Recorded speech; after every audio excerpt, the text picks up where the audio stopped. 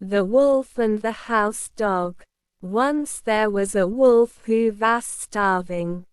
He saw a healthy house dog passing by and greeted him humbly. The house dog saw the wolf's sad condition.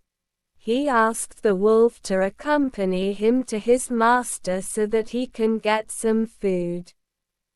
The wolf felt very lucky and immediately agreed. Suddenly, the wolf noticed that the hair on the dog's neck was worn and the skin was chafed. "What is this?" asked the wolf, pointing at the dog's neck.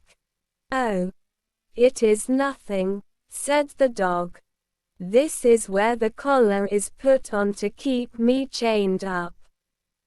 Moral of the story: there is nothing worth so much as liberty and freedom.